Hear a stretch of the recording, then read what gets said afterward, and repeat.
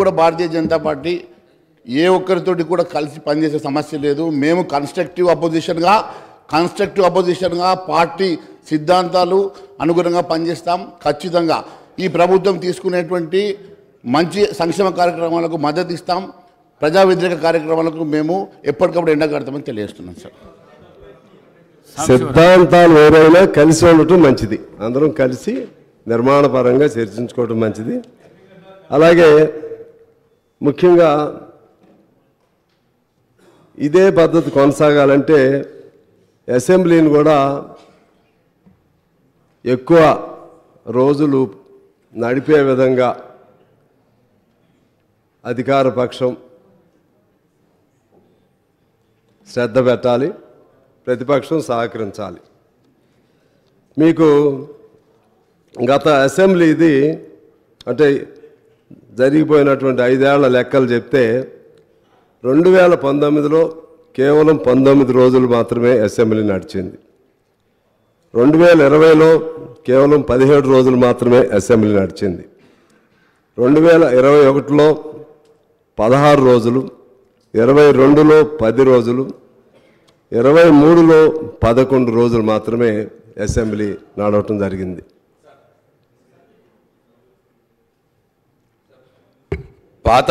పాత అసెంబ్లీ గురించి మాట్లాడినారు కాబట్టి పాత ఎల్ఏ మినిస్టర్ నేనున్నాను. అప్పుడు అసెంబ్లీ ఎన్ని రోజుల కంటే ఎక్కువగా అప్పుడు మేము అవలంబించిన విధానం ఏంటంటే ఎన్ని అవర్స్ జరిగింది, ఎంత కన్స్ట్రక్టివ్ అవర్స్ జరిగింది, ఎంత క్వాలిటేటివ్ అవర్స్ జరిగింది అసెంబ్లీ అన్నదానికే మేము ప్రాముఖ్యతనిచ్చాము. అధ్యక్ష, ప్రతిరోజు 12 గంటలు వర్కింగ్ అవర్స్, 13 గంటలు వర్కింగ్ అవర్స్ కూడా జరిగిన రోజులు చాలా రోజులు ఉన్నాయి.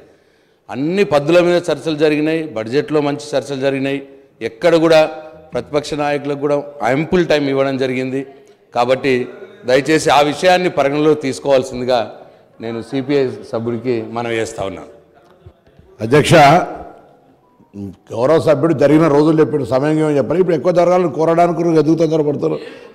జరగలేదు దానికి సాంశివరావు అంతా మనకి మన నిబంధనలో ఇన్ని రోజులు జరపాలని ఉంది. దాన్ని కాదని మొత్తాన్ని కలిపి 10 రోజుల్లో జరిపేద్దామంటే అది క్వాలిటేటివ్ డిస్కషన్గా ఉండదు. సరే పోనీ సాంప్రదాయం, అది క్వాలిటేటివ్ డిస్కషన్ అవ్వదు. అందువలన క్వాలిటేటివ్ డిస్కషన్ జరగాలంటే పాత సాంప్రదాయాలకు అనుగుణంగా జరపవలసిన అవసరం ఉంది. అలాగే చర్చలు కూడా ఇదే పద్ధతిలో జరపాలని నేను కోరుతా ఉన్నాను. ముఖ్యంగా ఈ బడ్జెట్ లేకపోతే ఇటువంటి అంశాలపైన అంతా గెలిటన్ అనేది మనకి అదొక సాంప్రదాయం అయిపోయింది. ఒక్క రోజులోనే మీరు చెప్పారు మా మిత్రులు ప్రశాంత్ గారు, నాకు తెలిసి గత సమావేశంలో టోటల్ బడ్జెట్ పద్దులు అంతా ఒక్క రోజులోనే పూర్తయిపోయినాయి. ఆ విధంగా అయితే okay sir, if I'm wrong I myself will be corrected. ఆలోచన చేయండి అంతే. ఈ విధంగా దీన్ని భవిష్యత్తులో జరగకుండా ఉండే విధంగా చూడాల్సినటువంటి అవసరం ఉందని నేను గుర్తు చేస్తా ఉన్నాను. అలాగే ఇప్పుడు మన అక్బర్ గారు చాలా విషయాలు చెప్పారు. ముఖ్యంగా ఆ 6 గ్యారంటీస్కి సంబంధించి, ఇతర వాగ్దానాలు హామీలకు సంబంధించి దీన్ని how to meet such expenditure, you have to explain like that. He put several questions to the newly formed government. నేను అంటున్నాను, if at all, if one should have willpower, determination, dedication, definitely one can fulfill all those things. We should take late YS Rajశేఖర Reddy garu as an example. He promised several things regarding Arogyasri, free scholarship and houses to the saturation point, this pensions, ration cards, what not. He promised several projects, several things, but ultimately he could achieve. ఆ విధంగా ఎవరు ఊహించాల ఏది మన జల యజ్ఞం, మరి ఎట్లొచ్చింది డబ్బులు, ఎలా సాధించారు డబ్బులు. అందుకని provided one should have, if one should have such willpower and plan of action and commitment and determination towards the cause, definitely you can achieve. I hope that you will achieve whatever promises you made in the poll manifesto or something like that. దీని తోడు మన అప్పుడున్నటువంటి దివంగత రాజీవ్ గాంధీ గారు చెప్పింది కూడా నేను గుర్తు చేస్తాను. డబ్బు అనేది ఇవాళ పెద్ద సమస్య కాదు నాకు తెలిసి. ఆ డబ్బుని ఎంత మేరకు సద్వినియోగం పరుస్తున్నారనేది సమస్య. ఆనాడే రాజీవ్ గాంధీ గారు రూపాయిలో కేవలం పావలా మాత్రమే ఏ ప్రాజెక్టులకు ఉద్దేశించారో అది ఖర్చు పెడుతున్నారని చెప్పి ఆనాడు చెప్పారు. ఇప్పుడు ఆ పావలా కూడా ఉందేమో నేను అనుకోవట్లేదు, ఉందని నేను అనుకోవట్లేదు. మనం ₹1,00,000 1,00,000 కోట్లు ఒక ప్రాజెక్టు పెడితే దానిలో 10,000 కోట్లు మాత్రమే ఆ ప్రాజెక్టులకి నిజమైన రూపంలో ఖర్చు అవుతుంది. మిగిలిందంతా ఎట్లా పోతున్నాయో తెలియదు, ఏ రూపంలో పోతుందో తెలియదు. దాన్ని మీరు కంట్రోల్ చేయగలిగితే కొత్త ప్రభుత్వంగా డబ్బు అనేది పెద్ద సమస్య కాదనేది నా భావన. అలాగే సెంట్రల్ గవర్నమెంట్ నుంచి మనకు చాలా నిధులు రావాల్సి ఉన్నాయి. చాలా నిధులు గత 5 ఏళ్లలో కానీ లేకపోతే అంతకుముందు 5 ఏళ్లలో కానీ తెలంగాణ ఫామ్ అయిన తర్వాత చాలా నిధులు రావాలి. ఫైనాన్స్ కమిషన్ సూచించినవి కానీ లేకపోతే ఫైనాన్స్ మేనేజ్మెంట్ని ఎఫెక్టివ్గా నడిపినందుకు ఇవ్వాల్సినటువంటి గవర్నమెంట్కి ఇవ్వాల్సినటువంటి నిధులు కానీ అవన్నీ కూడా రాలేదు. అవన్నీ కూడా మనం తీసుకుంటే ఒక 60-70 వేల కోట్లు సెంట్రల్ గవర్నమెంట్ నుంచి డ్యూ ఉంది. ఆ వైపు కూడా కాన్సన్ట్రేట్ చేస్తే ఆ ఫండ్స్ కూడా మనకి వస్తాయి. అలా మనం అన్ని రకాలుగా ప్లాన్ చేసుకుని సెంట్రల్ గవర్నమెంట్ ప్లాన్ కూడా తీసుకుంటే ఖచ్చితంగా వస్తుందని ఆ పథకాలు అమలు చేయొచ్చని నేను భావిస్తూ ఉన్నాను. తర్వాత ముఖ్యంగా there is a saying that well began is half done. I think he started on positive foot, our Chief Minister and government. Within the swearing-in ceremony, within the 24 hours of swearing-in ceremony, he signed 2 files. ఒకటి ఆరోగ్యశ్రీ, ఇంకోటి మహాలక్ష్మి. దానిలో సరే ఇంకా కొన్ని ఉండొచ్చు. తర్వాత ఇంకోటి కూడా వాళ్ళు ఒక ప్రకటన కూడా చేశారు. ఫైల్పై సంతకం కూడా as per my knowledge is concern 6 హామీలకు కూడా చట్టబద్ధత తీసుకురావడానికి ఒక ఫైల్పై కూడా సంతకం చేశారు. ఇంకా 100 రోజులు టైం ఉంది దానికి. ఈలోపు I think again you will call assembly meeting and in that meeting what ever plan you have in mind just you will put forth for voting. I hope that within the coming 100 days ఆ 6 guarantees కూడా లీగలైజ్డ్గా చట్టబద్ధత వస్తుందని చెప్పి నేను భావిస్తున్నాను. ఆ విధంగా కూడా చేయాలని నేను కోరుతా ఉన్నాను. అలాగే ఇప్పుడు ఈ కొత్త ప్రభుత్వం ఎక్కువ కాలం మంచిగా పనిచేయాలని నేను కోరుకుంటా ఉన్నాను. ఏ ప్రభుత్వాన్ని కోరుకుంటాం. టీఆర్ఎస్ ఉన్నప్పుడు టీఆర్ఎస్ని కూడా కోరుకున్నాం, ఇప్పుడు కాంగ్రెస్ ఉన్నప్పుడు కాంగ్రెస్ని కూడా కోరుకుంటాం. ప్రభుత్వం అనేది it is a continuous process, continuous governance. వాళ్ళు చేసిన మంచి పనులు ఉంటాయి, దాన్ని మీరు కొనసాగించాలి. వాళ్ళు చేయలేనటువంటి పనులు ఏమన్నా, మంచి పనులు చేయలేకపోతే వాటిని మీరు టేకప్ చేయాలి. వాళ్ళు చేసినటువంటి తప్పులు ఏమన్నాయో అది మీరు అర్థం చేసుకోవాలి. ఆ తప్పుల్ని చేయకుండా మీరు ముందుకు వెళ్ళాల్సిన అవసరం ఉంది. ఇందాక లాంగ్ డిస్కషన్ జరిగింది. గత అనేక సంవత్సరాలు 50 ఏళ్ల చరిత్ర, మళ్ళీ ఈ 10 ఏళ్ల చరిత్ర దేన్ని పారామీటర్గా తీసుకోవాలనేది. 50 ఏళ్ల చరిత్ర ఏది చేయకుండా ఈ దశకి ఏది రాదు. అది నేను weather that was Congress government are Janata government or any other government, అది ఒక ఫుట్టింగ్, అది ఎప్పటి నుంచో అలా చేసుకుంటూ వస్తుంది. దానిపైనే ఆధారపడి కొత్త గవర్నమెంట్ ఇంకొన్ని నిర్మిస్తూ ఉంటుంది. మొత్తం మేమే చేసామని చెప్పి 10 ఏళ్లలో టీఆర్ఎస్ వారు చెప్పినా, లేకపోతే కాంగ్రెస్ వాళ్ళు ఏమి చేయలేదని చెప్పినా, లేకపోతే టీఆర్ఎస్ వాళ్ళు అసలు ఏం చేయలేదని కాంగ్రెస్ వారు చెప్పినా, ఇది అన్రీజనబుల్గా ఉంటుందని నేను భావిస్తూ, ఇప్పుడు చేయాల్సిందేంటి? వాళ్ళంతా బాగానే చేశారు. మరి 10 ఏళ్లకి నాకు తెలిసి ఏ ప్రభుత్వాన్ని మనం తీసుకుంటే ఈ ప్రభుత్వం కూడా అనేక సంవత్సరాలు ఏది కొనసాగలేదు. ఎంత మంచి ప్రభుత్వం అయినా మీరు తీసుకోండి. ఎన్ రామారావు గారి ప్రభుత్వం కొనసాగలేదు, కాంగ్రెస్ పార్టీ ప్రభుత్వం కొనసాగలేదు, ఈవెన్ మా కమ్యూనిస్టుల ప్రభుత్వం ఉన్నటువంటి పశ్చిమ బెంగాల్లో కొనసాగలేదు. మీరు ఏ స్టేట్ అయినా, you take any state, no party continued for several years, 1 or 2 terms or 3 terms, if not 4 terms.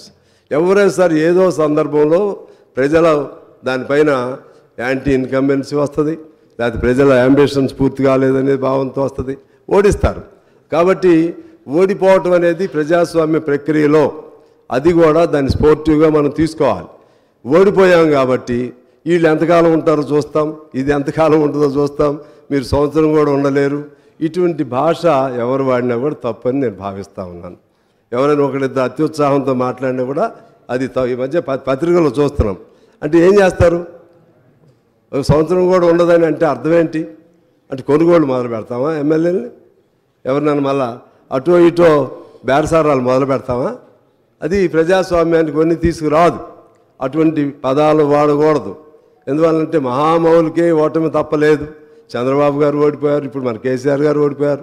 వీళ్ళు కూడా బాగా చేస్తూ ఉంటారు, లేకపోతే ప్రజలు ultimate judgements are the people. వాళ్ళు ఏ నిర్ణయం చేస్తారో దానికి మనం కట్టుబడి ఉండాలి. కానీ మన తెలంగాణ సంస్కృతిని, తెలంగాణలో ఉన్నటువంటి మన ప్రజలలో ఉన్నటువంటి నీతి నిజాయితీల్ని పక్కదారి పట్టించే విధంగా గత 10 ఏళ్లలో అనేక కొనుగోళ్ళు, అమ్మకాలు విపరీత స్థాయిలో జరిగాయి.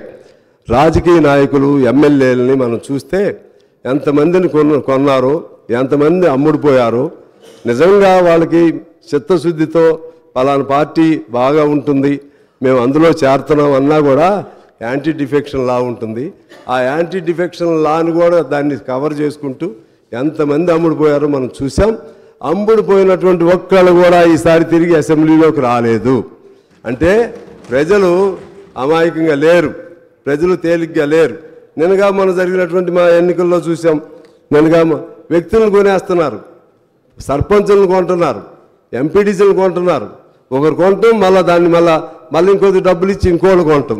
ఈ కల్చర్ ఇది ఎక్కడి నుంచి వచ్చింది, ఎలా వచ్చింది? చివరికి భారతదేశంలో నాకు తెలిసి తెలంగాణలో ఉన్నటువంటి ఒకనాడు తెలంగాణ అంటే పౌరుషాల గడ్డ, ఇది పోరాటాల గడ్డ, తిరుగుబాటుకి బానిసత్వం లేకపోతే స్వేచ్ఛ లేనటువంటి తనానికి వ్యతిరేకంగా నిలబడ్డటువంటిది. దీనిలో అటువంటి కల్చర్ని ఎవరు కూడా డెవలప్ చేయకూడదు అనేది నేను కోరుతా ఉన్నాను. ఎందుకు ఆ సందర్భం ఎందుకు చెప్తున్నానంటే, జరిగిన తప్పులు జరిగినాయి, ఇక నుంచి జరగొద్దు. మీకు ఉదాహరణ చెప్తాను. 2011లో లెఫ్ట్ ఎల్డిఎఫ్ కేరళలో ఓడిపోయింది. ఎంత తేడాతో ఓడిపోయింది? 0.09 ఓట్ల తేడాతో. ఎన్ని స్థానాలు తేడాతో ఓడిపోయింది? కేవలం నలుగురే అప్పుడు యూడిఎఫ్కి ఎక్కువ ఉన్నారు అక్కడ. కానీ ఎల్డిఎఫ్ ఒక స్టేట్మెంట్ ఇచ్చింది, మీరు నిశ్చింతగా పరిపాలన చేసుకోండి, మీ ఎటువంటి అస్థిరత కల్పించం, మీ ప్రభుత్వానికి ఎటువంటి ఇబ్బందులు కల్పించం అని స్టేట్మెంట్, అంటే కమ్యూనిస్టు నాయకత్వంలో ఉన్న ఎల్డిఎఫ్ ప్రకటన చేసింది. 5 ఏళ్ళు కూడా సహకరించింది. ఆ పద్ధతుల్లో మనం ఒకరికొకరు సహకరించుకుని ముందుకు వెళ్ళవలసినటువంటి అవసరం ఉందని నేను మనవి చేస్తూ ఉన్నాను. అదేవిధంగా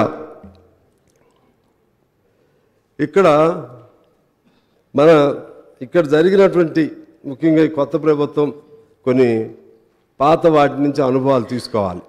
మీకేం కోపం రావద్దు, ఎందుకంటే మేము కూడా మీతో సహచర్యం కొంతకాలం చేశాం, కోపం రావాల్సిన పని లేదు. ఎందుకు ఫెయిల్ అయ్యారు అనేది మీరు విమర్శ ఎట్లయినా ఆత్మవిమర్శ చేసుకుంటారు. సహజంగా 2 సార్లు చేశారు. వాళ్ళు ఎందుకు ఫెయిల్ అయ్యారు అనేది మీరు జాగ్రత్త తీసుకోవాలి. ఆ తప్పులు జరగకుండా చూసుకోవాలి. ఆ తప్పులుగా చూడాలంటే నేను కొన్ని పాయింట్స్ రాశాను. ఒకటి, మొదటి తప్పు ఎమ్మెల్యేలను కొనుగోలు చేయటం. కొనుగోలు చేయండి, లేకపోతే ఏ పేరుతో అయినా కానీ. మీరు మళ్ళీ ఇప్పుడు నా సమాధానం చెప్పకండి, మళ్ళీ మాట్లాడుదురు. పోనీ ఒకవేళ I take back my word, కానీ ప్రజలు అలా అనుకుంటున్నారు. పార్టీలు మారని ఏదైనా కానివ్వండి, తప్పు అది జరిగింది. అది దాంతో ప్రజల్లో బాగా నెగిటివ్ ఇది వచ్చింది. రెండోది, పోనీ అయారం గయారం రెండోది స్వేచ్ఛ. ప్రజాస్వామ్యం అంటే స్వేచ్ఛ, అదేవిధంగా సమానత్వం, లేకపోతే వాక్ స్వాతంత్రం, భావ స్వాతంత్ర్యం, ఇవన్నిటితో కూడినటువంటిది ప్రజాస్వామ్యం. మనం ఉద్యమ పార్టీగా మీరు అధికారంలోకి వచ్చారు. టిఆర్ఎస్ వారు ఉద్యమ పార్టీగా అధికారంలోకి వచ్చారు. ఆనాడు తెలంగాణ ఉద్యమాన్ని ముందుకు తీసుకెళ్లడంలో కేసీఆర్ గారు రోల్ అద్భుతమైనటువంటి రోల్. మేము వీ సపోర్టెడ్ దట్ మూమెంట్. నేను కూడా అప్పుడు ఎమ్మెల్యేగా ఉండి కేసీఆర్ గారిని ఖమ్మంలో తీసుకొచ్చినప్పుడు I was the lone MLA who went there and who consoled him and who tried to bring him from the hospital to the street. ఆ విధంగా నేను ప్రయత్నం చేశాను. ఆయన జైల్లో పెడితే నేను వెళ్ళాను. నేను 500 కిలోమీటర్లు పాదయాత్ర చేశాం. అప్పుడు తెలంగాణ ఖమ్మంలో లేదు. 7 రోజులు ఇండెఫినెట్ హంగర్ స్ట్రైక్ చేశా. 7 రోజులు ఇండెఫినెట్ హంగర్ ఎవరిని పెట్టారు? ఫస్ట్ ఖమ్మం జైల్లో తీసుకొచ్చి, నాకు తెలుసు ప్రభాకర్ గారు, ఫస్ట్ అక్కడికి తీసుకొచ్చారు. అక్కడి నుంచి తీసుకొచ్చి హాస్పిటల్కి తీసుకొచ్చారు. జైల్లో ఒక రోజు ఉంచారు. అక్కడి నుంచి మరుసటి రోజు హాస్పిటల్కి తీసుకొచ్చారు. నాకు తెలుసు. అవును, ఫస్ట్ మేము వెళ్ళామండి, పువ్వాడ గారు నేను ఇద్దరం వెళ్ళాము. తీసుకొచ్చి అక్కడి నుంచి తీసుకొచ్చారులేండి, తెలుసు అప్పటికి. సరే, ఓకే. అయితే అటువంటి ఆయన పాత్రని మేము ఎప్పుడు కూడా, కాకపోతే ఎవరు చేయలేని పద్ధతుల్లో ఆయన ఉద్యమాన్ని జాగ్రత్తగా నడిపారు. ఆ తర్వాత జరిగిన ఈ 10 ఏళ్ల కాలంలో ఎవరెవరు ఎన్నేసార్లు జైలుకి వెళ్ళారు, ఎవరెవరు ఎన్నేసార్లు హౌస్ అరెస్టులు అయ్యారు, ఇది ఒకసారి మనం తీసుకోవాలి, గమనంలో తీసుకోవాలి.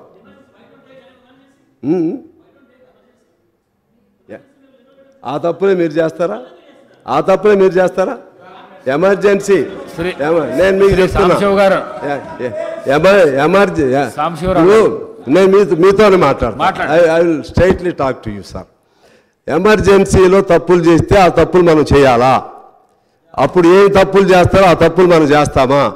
ఇప్పుడు కాంగ్రెస్ పార్టీ తప్పులు చేసింది, అందుకనే కదా వారు కూడా అందులో నుంచి కూడా తిరగబడి ఆ తప్పులు సరిదిద్దుకోవడానికే సోనియా గాంధీ గారు తెలంగాణ ఇవ్వడానికి సంసిద్ధురాలయ్యారు. ఆ తప్పులంటే ఉమ్మడి రాష్ట్రంలో జరిగినటువంటి కొన్ని తప్పులు ఉన్నాయి, కొన్ని మంచి పనులు కూడా ఉన్నాయి. మనం అవి చేయొద్దు కదా. ఇప్పుడు కూడా నేనేం చెప్తున్నానంటే, అవి వీళ్ళని చేయొద్దని చెప్పడానికి సూచనగా సలహాలుగా నేను చెప్తున్నాను. ఎందువల్లంటే సార్, మీరు అంగీకరించకపోతే నేనేం చేయలేను. నేను వ్యక్తిగతంగా ఏం మాట్లాడట్లేదు. కోదండరామ్ గారిని ఎన్నిసార్లు హౌస్ అరెస్ట్ చేశారు చెప్పండి? ఇదే రేవంత్ రెడ్డి గారిని ఎన్నిసార్లు హౌస్ అరెస్ట్ చేశారు చెప్పండి? మేము మీకు సపోర్ట్ ఉన్నప్పటికి కూడా ఎవరైనా మంత్రి వస్తుంటే, ఏదైనా ప్రాంతానికి ఎవరైనా వస్తుంటే మమ్మల్ని అందరిని కూడా ఎన్నిసార్లు అరెస్ట్ చేశారు? మేము సపోర్ట్ ఉన్నప్పుడు కూడా మేము మంచి ఉద్దేశంగా కూడా చెప్పాం, ఇది మంచి పద్ధతి కాదని కూడా చెప్పాం. ఇలా చేసుకుంటా పోతే ప్రజల్లో నువ్వు బంగారం పెట్టు, బంగారంతో కూడినటువంటి లేకపోతే పంచభక్ష పరిమాణాలను పెట్టు, హంస తూలికా తల్పాలను ఏర్పాటు చేయి, నువ్వు ఎంతైనా చేయి, స్వేచ్ఛ లేనటువంటి మానవ జీవితాన్ని ఎవడు అంగీకరించడు. తెలంగాణలో అసలే అంగీకరించడు. తెలంగాణ అస్తిత్వం, ఆవిర్భావం మొత్తం కూడా అటువంటి తిరుగుబాటులో నుంచే వచ్చిందని నేను మీకు మనవి చేస్తున్నాను. ఆనాడు 48లో 45 నుంచి 52 వరకు జరిగినటువంటి ఆనాటి ఉద్యమం కూడా ఆ విధంగా తిరుగుబాటు ద్వారానే వచ్చింది. అయినా కూడా పాతయన్నీ మర్చిపోయి మరలా మనం ఇది శాశ్వతం అనుకుని, ఈ అధికారం శాశ్వతం అనుకుని ఎవరు కూడా చేయటం తప్పు అనేది ఆ జాగ్రత్త తీసుకోమని నేను మీకు మనవి చేస్తూ ఉన్నాను. ఎందుకంటే రేవంత్ గారు లోపల ఉన్నాడు, మీరు మన ప్రభాకర్ గారు మీరు అందరూ లోపల ఉన్నారు, మేమందరం కూడా లోపల ఉన్నాం. ఇలా ఉండే పరిస్థితి రాకుండా స్వేచ్ఛా వాయువులతో కూడినటువంటి స్వచ్ఛమైనటువంటి సమానత్వంతో కూడినటువంటి స్వేచ్ఛా తెలంగాణ మనకు కావాలి. ఆ విధంగా ఉంటే మీరు మీ హామీలు కొన్ని ఫెయిల్ అయినా సరే వాళ్ళకి వెంటిలేట్ చేయాలి, వాళ్ళు మాట్లాడి ఇది మీకు చెప్పాం, చేస్తూ ఉన్నాం, చేయలేకపోయాం, ఇది చేయలేకపోయాం, ఈ ఇబ్బందులు ఉన్నాయి, మరలా చేస్తాం, మాట్లాడాలి కదా. ప్రజలతో మాట్లాడకుండా మనం స్వీయ నిర్బంధం పెట్టుకుని మనం ఎక్కడో కూర్చుని ప్రజలు ఒక చోట ఇవాళ ఎందుకు మార్పు వచ్చింది? ఇప్పుడు మీరేమి ఇవ్వలేదు, ఇంకా ఏమి ఇవ్వకపోయినా సరే 2-3 రోజుల్లోనే ప్రజల్లో ఒక ఆనందమైనటువంటి భావనలు వచ్చేసినాయి. ఏదో మేము పంజరం నుంచి బయటకు వచ్చినట్టుగా భావనలు వచ్చినాయి. ఇది ఎంతకాలం ఉంటుంది? ఉండాలని కోరుకుంటున్నాం. ఎందుకంటే ప్రభుత్వాలకు ఉన్న సహజమైన స్వభావం ఏంటంటే రాజ్య స్వభావం అంటారు దాన్ని. ఆ రాజ్య స్వభావం ఏంటంటే అల్టిమేట్గా పోలీసుల మీద ఆధారపడతారు, పోలీసుల మీద నిర్బంధాల మీద ఆధారపడతారు, జైళ్ళ మీద ఆధారపడతారు, ప్రశ్నించేవాడిని లోపలేస్తారు, ఇంకా ఎక్కువ ప్రశ్నిస్తే ఓపాలని చట్టాలు పెడతారు. చట్టాలు పెట్టకూడదని తెలిసి కూడా మనమే ఉద్యమాల్లో చేస్తాం, మనమే ఆందోళన చేస్తాం. ప్రతిపక్షంలో ఉన్నప్పుడు అధికార పక్షంలోకి వచ్చినప్పుడు అవన్నీ మర్చిపోతూ ఉంటాం. దయచేసి అటువంటి వాటి జోలికి వెళ్ళొద్దని చెప్పడానికే నేను మీకు ఇవన్నీ కూడా చెప్తానే ఉన్నాను. అదేవిధంగా ధర్నాలు లేవు ఆ రోజుల్లో, అసెంబ్లీలో మాట్లాడే అవకాశం లేదు, ఆందోళనలు లేవు, సమ్మెలు చేస్తే ఉద్యోగాల నుంచి తీసివేశారు. ఒక్కో సమ్మె తీసుకోండి, చిన్న చిన్న వాళ్ళు, ఎస్సీలు, ఎస్టీలు, పంచాయతీల్లో పనిచేసేవాళ్ళు, మున్సిపాలిటీలో పనిచేసేవాళ్ళు, వాళ్ళని సమ్మె చేశారని చెప్పి మీరు సమ్మె చేస్తారా? సమ్మె అనేది బ్రిటిష్ వాడే మనకి ఇచ్చినటువంటి చట్టం. బ్రిటిష్ వాడి కాలంలోనే సమ్మెలు చేసేసాం, వాళ్ళని తీసేశారు. అది కరెక్ట్ కాదు అని చెప్తున్నాం.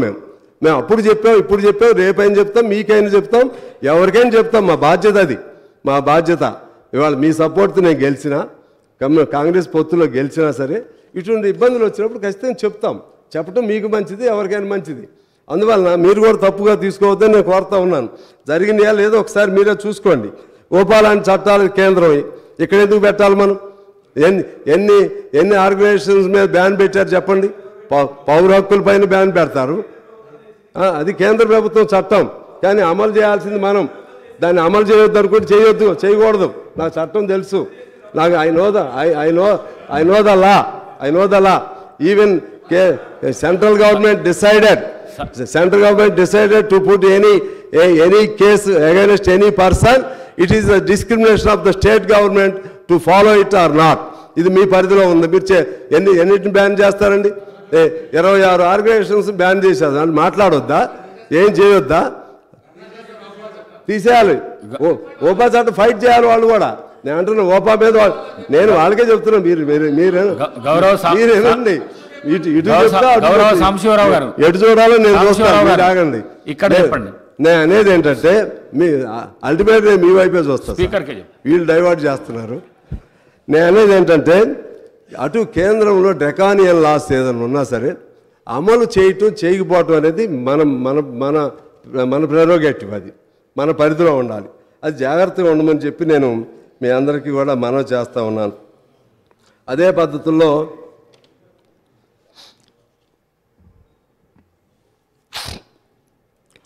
ఇంకా కొన్ని కేసీఆర్ గారిని చూస్తే బాధేస్తుంది. ఎందుకనంటే ఆయన చాలా విజన్ ఉన్న నాయకుడు, అందులో తప్పులేదు.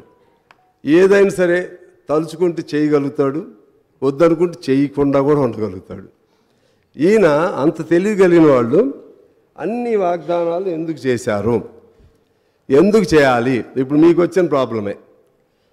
మరి మా అక్బర్ గారు, I don't think that whether you have asked during the rule of the KCR when he promised about several things, just like 3 acres for every Dalit family, 3 acres for every Girijan family, and 2 bedrooms for everyone,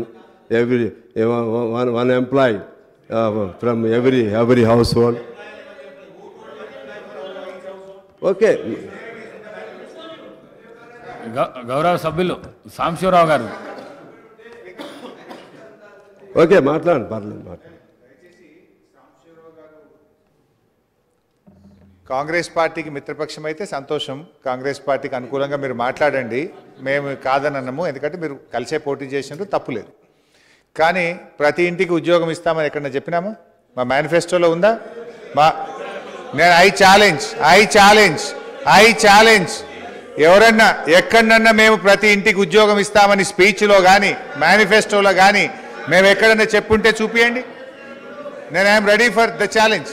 కానీ ఎందుకంటే అంటే అనవసరంగా ఇట్లా sweeping remarks గతంలోనే ఎన్నికల టైంలో ఇదే Congress party నాయకులు బయట చేసినారంటే సరే, బయట చేసినారు, రాజకీయాల కోసం మాట్లాడి ఉండొచ్చు. కానీ సభలో మీరు అట్లా గౌరవనీయులైనటువంటి ఇంత అనుభవజ్ఞులైనటువంటి సాంబశివరావు గారు మాట్లాడడం కరెక్ట్ కాదు.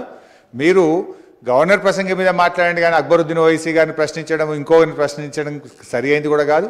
You please speak on the governor speech, అంతే తప్ప మీరు ఇంకొకరిని ప్రశ్నించడము, స్వీపింగ్ రిమార్క్స్ చేయడము, మేము చెప్పని దాన్ని చెప్పినట్టుగా మాట్లాడడం అనేటువంటిది మీ వయసుకు మీ అనుభవానికి తగింది కాదు. సార్ సార్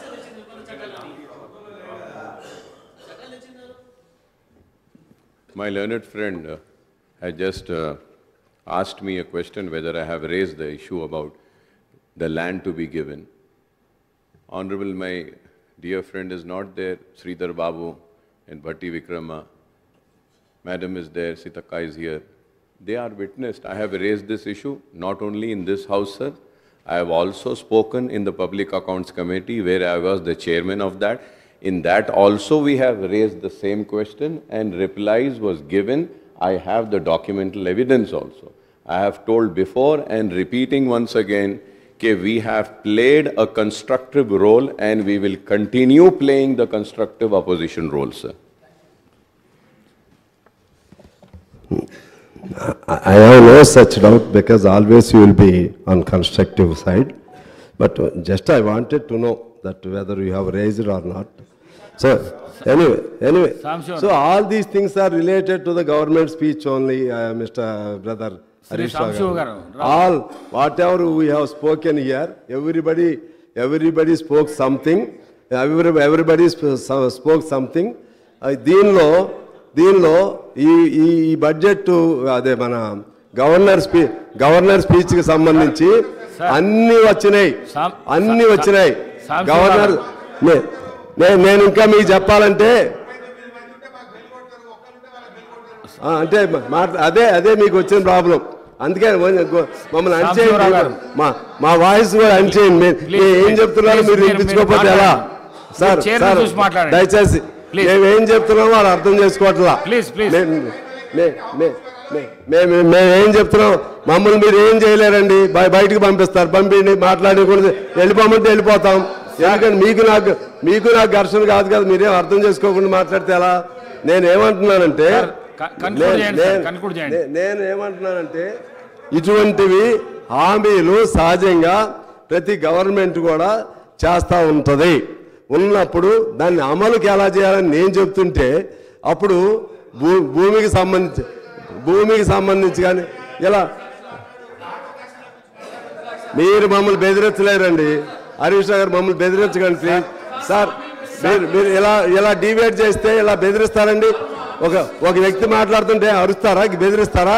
ఇది సభ ఇదండి, సభ సార్ మీరు చెప్పండి సార్, సభ మర్యాద అండి, సభ భద్రత. నేను మాట్లాడేటప్పుడు నన్ను మాట్లాడాలి, వాళ్ళు ఏమన్నా మాట్లాడవచ్చు. గౌరవ సభ్యులు మాట్లాడుతూ ఉన్నారు. గౌరవ సభ్యులు మాట్లాడిన తర్వాత ప్రతిపక్షానికి సంబంధించి ఏదైనా మాట్లాడే ప్రతిసారి గౌరవ సభ్యుని ప్రతిసారి ఆపుతా ఉన్నట్టు సార్. ఈ పద్ధతి కాదు. వాళ్ళు ఏం చెప్తారు చెప్పారు, మిగతా సభ్యులు చెప్పారు, మౌనంగా ఉన్నారు కదా సార్. ఒకటి తెలుసు కదా నేను చెప్పేది అధ్యక్ష, నేనేమన్నానంటే అప్పుడు కూడా చాలా వాగ్దానాలు చేశారు. సరే పోనీ అదేంటంటే పబ్లిక్ మీటింగ్స్ చెప్పి ఉండొచ్చు, మేనిఫెస్టో లేకపోవచ్చు. కానీ 3 ఎకరాలు అనేది ఉంది కదా, డబుల్ బెడ్రూమ్ అనేది ఉంది కదా, ఇంకా చాలా దళిత బంధు అనేది ఉంది కదా. నేను అనేది ఏంటంటే నేను దళిత బంధు సార్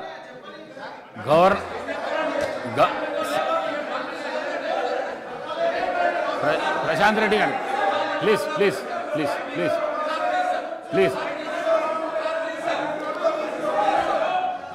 సార్ నన్ను కంటిన్యూ చేయండి సార్. అసహనం ఎందుకు అధ్యక్ష? మైక్ మీద ఎందుకు పోవు? మైక్ మీద ఎందుకు అంత అసహనం ఎందుకు? అసహనం ఎందుకు అంటున్నా? ఒకరే రోజు సభ కన్క్లూడ్ చేయండి అధ్యక్ష. మైక్ మీద ఎందుకు అసహనం ఉందా? మైక్ సార్ నేను అనేది ఏంటంటే గవర్నమెంట్గా చేసినటువంటి వాగ్దానాలు అమలు చేయమని చెప్పే క్రమంలో నేను చెప్తుంటే వారికి అంత ఆవేశపడితే ఎలా సార్? మీరు ఎక్స్పీరియన్స్డ్ దళిత బంధు కూడా చేయలేదండి, మ్యానుఫ్యాక్చర్ లేకపోవచ్చు. ఎట్లా మీరు సత్యగౌరవమైన మాటలు మాట్లాడకూడదు. మ్యానుఫ్యాక్చర్ లేకపోయినా దళిత బంధు అనేది మీ క్యాచీ వర్డ్. మీరు అన్ని చోట్ల చెప్పారు, దళిత బంధు గురించి, బీసీ బంధు గురించి అన్ని చోట్ల చెప్పారు, అవన్నీ చెప్పారు. సరే, మేనిఫెస్టోలో ఉందా లేదా అనే పాయింట్ కాదు. అందువలన అసలు మేము చెప్పలేదంటే నేనేం చేయలేను దానికి, అది వదిలేద్దాం. దాన్ని నన్ను ప్లీజ్ నన్ను ఎలో చేయండి. నేను ఇక్కడ సెంటర్లో కూర్చుని ఉండా సార్,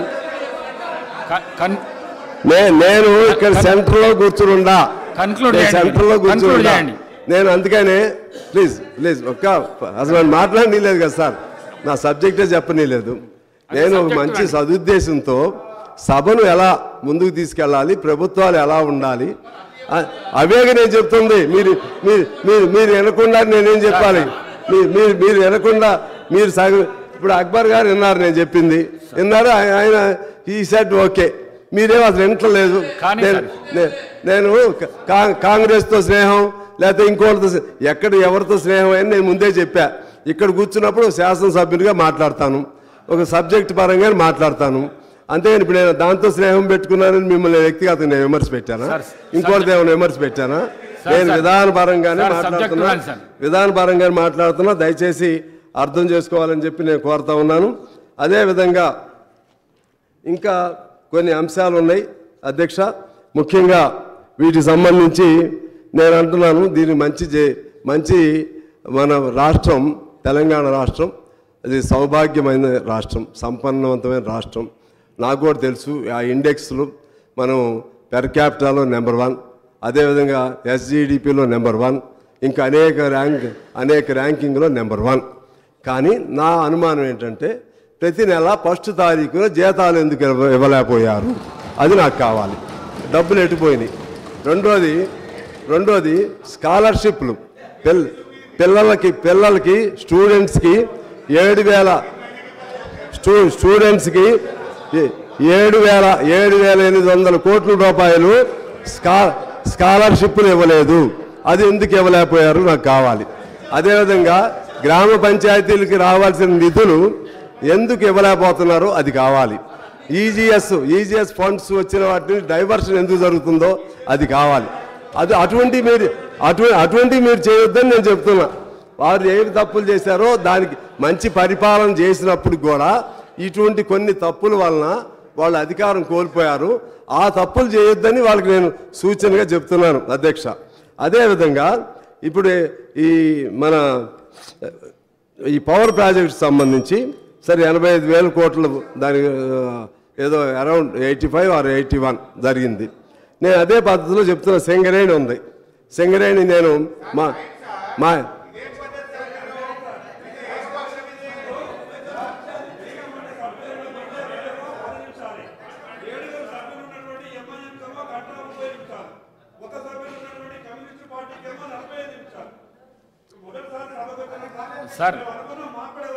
సార్ సాంబశివరావు గారు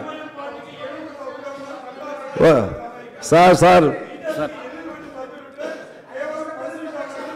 ఎందుకు సార్ నేను ఒక్కనే కదా, నా మీద ఎందుకు మీకు అంత కోపం? ఎందుకు నా మీద ఎందుకు అంత కోపం? మాట్లాడి సార్ ఓకే, నన్ను అది మాట్లాడలేదు.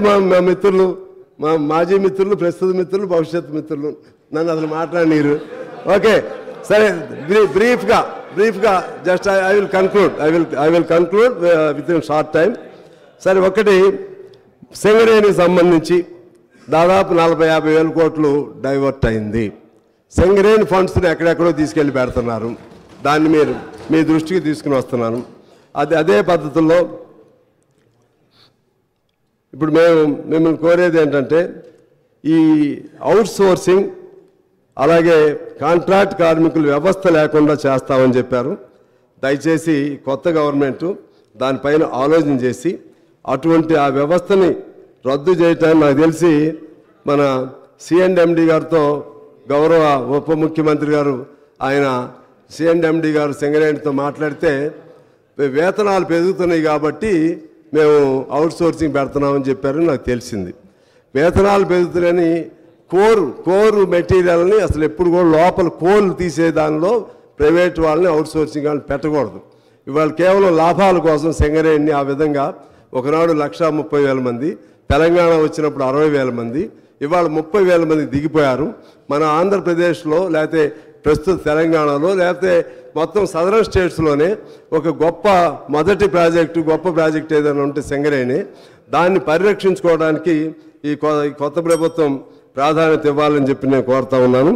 అలాగే ఇవాళ ఆశ, ఏఎన్ఎం, మధ్యాహ్న వర్కర్లు, హమాలీలు, ఆటోలు, ఇప్పుడు ఆటోలు కూడా వాళ్ళు ఏదో యాడ్ స్టేషన్లో వస్తున్నారు, వాళ్ళ కన్సర్న్ కూడా వినాలి, వాళ్ళది కూడా వాళ్ళ సమస్యలు కూడా పరిష్కారం చేయడానికి ప్రయత్నం చేయాలని కోరుతున్నాను. నిరుద్యోగులకు సంబంధించి ఇవాళ నోటిఫికేషన్ వస్తుంది. ఆ నోటిఫికేషన్లో అప్పుడు సంవత్సరం క్రితం ఇచ్చిన నోటిఫికేషన్ ఇప్పుడు కొత్తగా చాలామంది కూడా అప్లై చేసుకుంటున్నారు, మళ్ళీ ఎలిజిబిలిటీ వచ్చిన వాళ్ళు ఉన్నారు, వాళ్ళకు కూడా ఇచ్చి వాళ్ళకు కూడా అవకాశం ఇవ్వాలని చెప్పి నేను కోరుతా ఉన్నాను. నిరుద్యోగ వృత్తిది కూడా మీరు ఆలోచన చేసి ఇక ఆ ఉద్యోగాలు దొరకనటువంటి వాళ్ళకి ఏదైనా అవకాశం ఇవ్వాలని నేను కోరుతా ఉన్నాను. ఆగిపోయినటువంటి పెన్షన్లు, రేషన్ కార్డులని తక్షణం స్టార్ట్ చేయాలని చెప్పి నేను కోరుతా ఉన్నాను. అలాగే వైద్యానికి సంబంధించి ప్రతి జిల్లా హెడ్ క్వార్టర్లో కూడా డయాలసిస్ సెంటర్స్ లేవు, ఆ విధంగా డయాలసిస్ సెంటర్లు ఉండే విధంగా ప్లాన్ చేయాలని చెప్పి నేను కోరుతున్నాను. మన రైతులకు ఇచ్చేటువంటి రైతు బంధు కానీ ఇటువంటి అంశాల్లో కౌలు రైతులను కూడా ఖచ్చితంగా మీరు పరిగణలో తీసుకోవాలి. కౌలు రైతులకు కూడా రైతులకు ఏమేమి బెనిఫిట్స్ వస్తున్నాయో అవన్నీ కూడా రైతులకు కూడా ఇవ్వాలని, ధరణిని మార్పులు చేయాలని చెప్పి కోరుతూ, అదేవిధంగా ప్రతి జిల్లా కేంద్రంలో ఒక ఐటీ హబ్ లేకపోతే ఇండస్ట్రియల్ పార్క్ ఇటువంటి ప్రతి జిల్లా, ఇప్పుడు ఎందుకంటే మొత్తం సెంట్రలైజ్డ్గా డెవలప్మెంట్ జరుగుతుంది హైదరాబాద్లో, అది జిల్లాలకు కూడా కొంచెం ఎక్స్టెండ్ అయితే బాగుంటుంది, డీసెంట్రలైజ్డ్ డెవలప్మెంట్ ఉంటే బాగుంటుంది. ఆ వైపు కూడా మీరు జాగ్రత్త పడాలని చెప్పి నేను కోరుతూ, అమాలీలు ఇటువంటి అసంఘటిత రంగానికి సంబంధించి ఉద్యోగస్తులకు ఎలా నెలసరి పెన్షన్ వస్తుందో ఆ సిస్టమ్ ఒకటి ఉంది. మాకు అవకాశం ఇస్తే ఒకసారి మేము కలిసి కూర్చుని ప్రతి అసంఘటిత రంగంలో పనిచేసి ప్రతి ఒక్కరికి కూడా ఈ 2,000, 3,000 పెన్షన్ కాకుండా వాళ్ళ పనికి తగ్గటువంటి పెన్షన్ వచ్చే పద్ధతుల్లో ఓ ప్లాన్ చేసుకుంటే మీరు చరిత్రలో మిగిలిపోతారని చెప్పి భావిస్తూ, ఆఖరిగా ఈ ఇరిగేషన్ ప్రాజెక్టులకు సంబంధించి మన ఈ దక్షిణ తెలంగాణ పూర్తిగా నిర్లక్ష్యం చేయబడింది. అందులో భాగంగా మా ఖమ్మం జిల్లాకు సంబంధించి సీతారాం ప్రాజెక్టు, దానికి 2005లో అప్పుడు రాజశేఖర రెడ్డి గారు శంకుస్థాపన చేశారు. ఇప్పుడు 2003లోకి వచ్చాం, 18 ఏళ్ళు అయింది, ఇప్పుడు అది పూర్తి అయ్యేట్టు కనపడట్లేదు. మొన్న జరిగినటువంటి ఒక అధికారులతో కూడినటువంటి సమీక్ష సమావేశంలో మంత్రి గారు, మన ఉత్తమ్ కుమార్ రెడ్డి గారు, బట్టి గారు, శ్రీనివాసరెడ్డి గారు, రాజగోపాల్ రెడ్డి గారు, కోమటిరెడ్డి వెంకటరెడ్డి గారు అందరూ ఉన్నారు, నేను కూడా వెళ్ళాను. దానిలో వారు చెప్పింది ఏంటంటే ఇంకా 24 నెలల నుంచి 30 నెలలు పడుతుందని చెప్తున్నారు ఒక్కో ప్రాజెక్టుకి. అంటే ఇంకా 5 ఏళ్ళు అయినా కూడా అది పూర్తి కాదు. అందువలన ఆ విధంగా ఆగిపోయినటువంటి ప్రాజెక్టులు ఏమేమి ఉన్నాయో ఫేజ్డ్ మేనర్గా దాన్ని పూర్తి చేసుకుంటూ వాటర్ ఇస్తే కొంత అయినా ఉపయోగం జరుగుతుంది. అలాగే ఇప్పుడు మన నెట్టింబాడు, జోరాల, కలవకుర్తి ఇటువంటి కొద్ది ఖర్చు పెడితే అవన్నీ కూడా పూర్తి అవుతాయి. ఆ విధంగా వాటిపైన కూడా శ్రద్ధ పెట్టాలని కోరుతూ, నాకు ఈ అవకాశం ఇచ్చినందుకు మీకు ధన్యవాదాలు తెలియజేస్తూ, సహకరించిన మా మిత్రులకు కూడా ధన్యవాదాలు తెలియజేస్తూ అందరికీ నమస్కారం.